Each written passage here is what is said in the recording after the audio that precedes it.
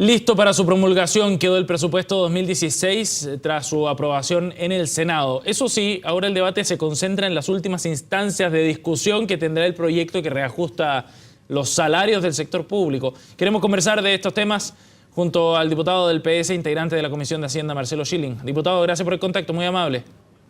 Gracias a usted, Sebastián. Buenos días. A ver, diputado, bueno, ustedes, los diputados, ya rechazaron el reajuste o esta cifra propuesta por el gobierno de 4,1%, pero ahora viene toda una discusión y hay ya bastante evidencia respecto a las tensiones con el Senado, que le ha dado el visto bueno a aquella cifra. ¿Cómo se va a zanjar aquel tema finalmente, diputado?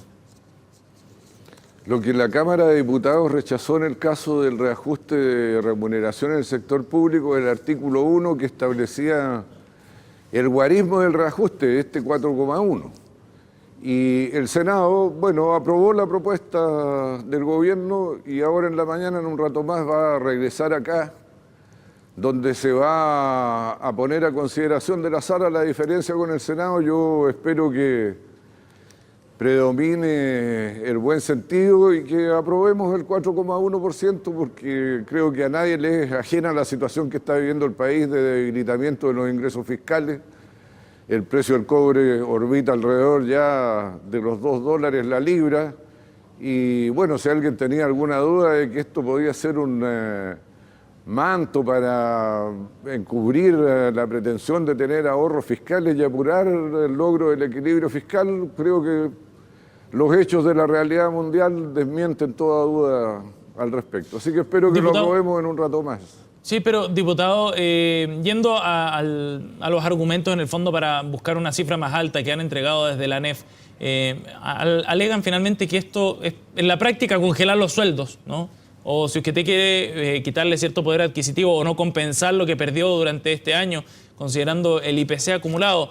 ¿No le parece ese un argumento razonable como para tratar de buscar alguna fórmula que permita una compensación mayor para los funcionarios fiscales? Yo siempre voy a encontrar, Sebastián, que los argumentos de los trabajadores son razonables porque soy socialista, si no sería de otro partido. Entonces. Pero naturalmente que esto pasa también en la administración de la casa. Cuando el dinero no alcanza, hay que ajustar. Yo quiero decirle que nosotros estamos muy presionados fiscalmente por el cumplimiento de compromisos largamente sentidos por la sociedad chilena y que fue ella la que los puso como una cuestión urgente. Por ejemplo, la necesidad de pasar a la educación gratuita de calidad es una idea de la sociedad chilena y naturalmente que eso presiona las arcas fiscales.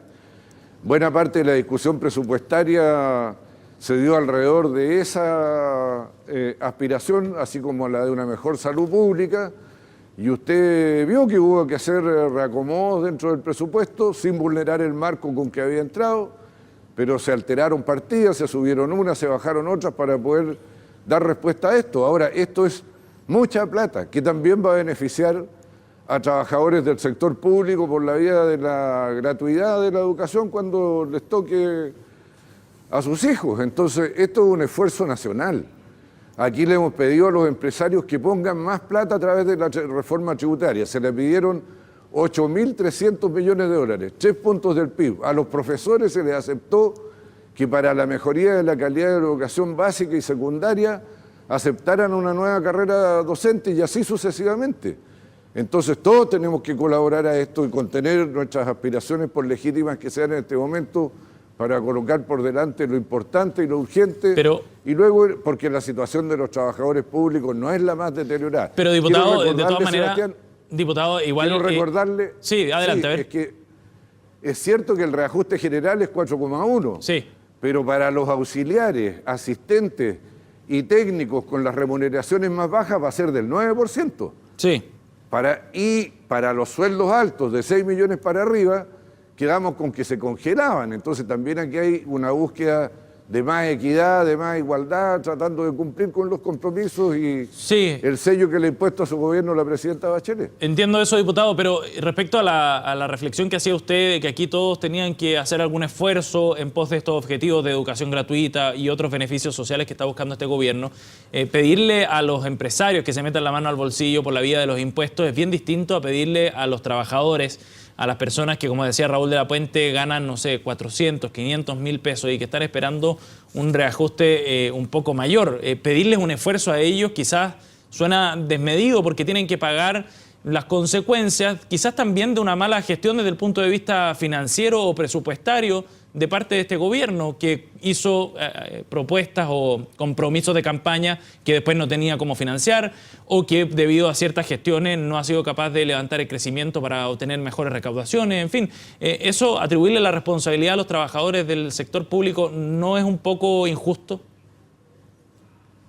Yo siempre voy a encontrar injusto que se le cargue la mano a los trabajadores, pero estamos hablando de los trabajadores del sector público, cuyas remuneraciones son pagadas con los impuestos y con las otras fuentes de ingresos que tiene el fisco, particularmente el cobre. Ahora, yo no sé si es una mala gestión de la economía y las finanzas chilenas el hecho de que China haya disminuido su crecimiento y haya dejado de comprar cobre. Yo encuentro un poquito pretencioso, a pesar de que entiendo que como nos ha ido tan bien en los últimos 25 años, estamos más seguros de nosotros mismos, pero de ahí a pasar a creer que 17 millones de personas determinan la velocidad del crecimiento económico en un país de 1.300 millones de personas, yo lo encuentro realmente demasiado exagerado como una prueba de seguridad en nosotros mismos. Aquí no es un problema solamente de la gestión interna. Yo le concedo que puede haber incertidumbre, como dicen algunos sectores empresariales, porque cuando usted cambia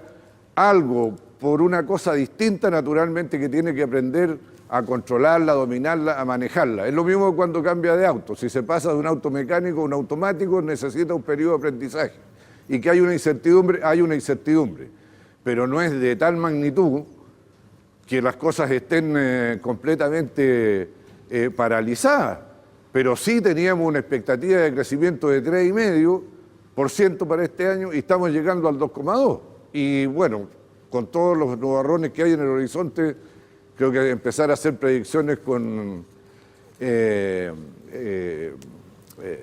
buena puntería para el próximo año no es tan sencillo.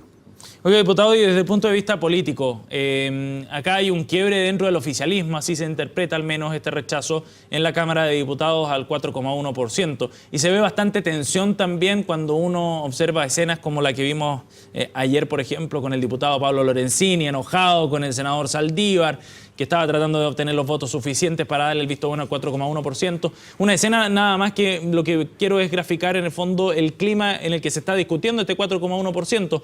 ¿De qué manera se resuelve aquello considerando que es el propio gobierno el que está pidiéndole a sus parlamentarios cierto compromiso y no ve la respuesta que espera? Bueno, yo espero que los jefes de bancada y los jefes de partido pongan orden en los partidos de la nueva mayoría. Buena parte de la caída del gobierno no es de responsabilidad del gobierno estrictamente, sino que de las fuerzas que lo apoyamos y de nuestra incapacidad de articular acuerdos para actuar con homogeneidad y coherencia frente a situaciones difíciles, y este es el caso. Ahora yo espero que todos podamos hacer entender a quienes andan enojados y haciéndole un guiño a votos futuros en perjuicio de lo importante para el país, incluso para los propios trabajadores del sector público. Imagínense que se queden sin reajuste, sería mucho más grave que la situación que tenemos ahora, pero estoy seguro que el sentido común, que dicen que no es el más común de los sentidos y que nos abunda mucho, impere hoy día en la mañana y aprobemos el reajuste del 4,1%, a pesar de que no sea completamente satisfactorio para los trabajadores del sector público. Quiero recordarles que miren el conjunto de la ley, porque vienen muchas otras cosas, por ejemplo, para los trabajadores del sector público en Gualeguay, vienen cosas para las enfermeras, vienen para los pensionados y los jubilados. No es solo el 4,1 del reajuste general. Diputado, ¿usted qué diría respecto a la votación en particular del Partido Comunista? Han habido muchas críticas en particular a ese partido por su negativa transversal a dar el visto bueno a este reajuste. Yo creo que el Partido Comunista todavía está en un momento de aprendizaje de lo que es gobernar. Porque cuando a uno le toca gobernar, le toca de todo. Hay de bueno y hay de malo. Por ejemplo, el Partido Comunista puede estar súper feliz de que va a haber 200.000 niños que van a tener gratuidad en el sistema de educación superior del CRUSH y de los centros de formación técnica EIP acreditados sin fines de lucro. Sí. Y va a haber 130.000 más que por la vía de la beca Nuevo Milenio van a tener gratuidad en los CFT, IP, incluso privados. Sí. Y hoy, si usted lo multiplica por sus padres, 330.000. Por 3 le da 1 millón de personas. Esa es la parte buena de la torta. La parte mala es que nos toca administrar escasez y por lo tanto las prioridades tienen que ser establecidas sin ninguna duda, y aquí cuando las prioridades se establecen, además que las establece la Presidenta de la República, que es la que todos concurrimos a elegir como la lideresa, bueno, hay que ordenarse. No puede haber doble discurso. Y acá en el Partido Comunista usted ve cierta doble discurso o bien inexperiencia que le está pasando la cuenta y que lo lleva a votar en contra de este número. Yo creo que están aprendiendo porque van a ver muy pronto en próximas elecciones que el que no se porta coherentemente con las cuestiones que le propuso al país y lo que dijo que iba a respaldar, bueno, lo paga en las elecciones, porque algunos piensan que solo se paga cuando uno niega algo, y por eso siempre dicen sí.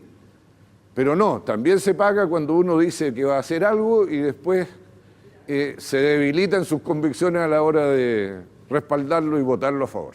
Diputado, en una mirada un poco más amplia, cuando ya el presupuesto está próximo a ser aprobado, salvo por este detalle del reajuste del sector público. El presupuesto está aprobado. Lo que está en curso es el reajuste de remuneraciones del sector público. Sí, claro, por eso.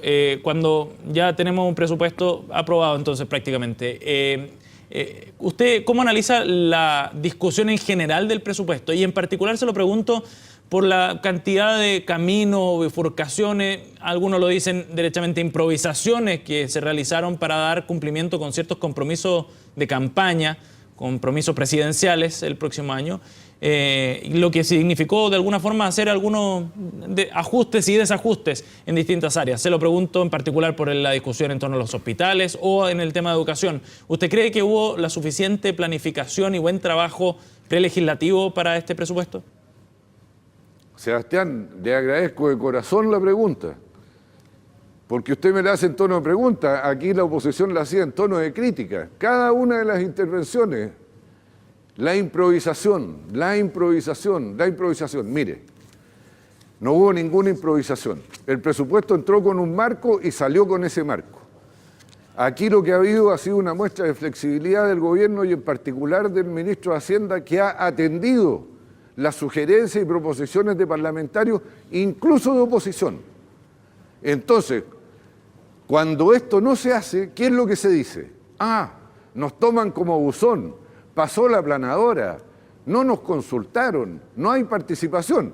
Y cuando les aceptan sus propuestas, es desorden, es improvisación. Entonces, bueno, que la derecha elija, porque no se puede, le reitero, así como le digo a mis amigos de la nueva mayoría que no se puede tener dos caras, a la derecha y la oposición se lo digo con mayor razón. O estamos con la colusión o estamos contra la colusión, o estamos porque nos tomen en cuenta o estamos porque no nos tomen en cuenta. Pero las dos cosas al mismo tiempo, yo creo que usted se da perfecta cuenta, Sebastián, no alcanzan. Y quiero decirle, el ministro Valdés fue extremadamente atento con todos los parlamentarios, escuchó a todo el mundo, atendió la sugerencia, hizo dentro del marco general los cambios y ajustes que eran necesarios para sacar adelante los acuerdos políticos suficientes para aprobar el presupuesto. Y eso no es improvisación, eso es flexibilidad, atención al que está hablando, dar la posibilidad de participación. Entonces yo realmente no entiendo estos lamentos.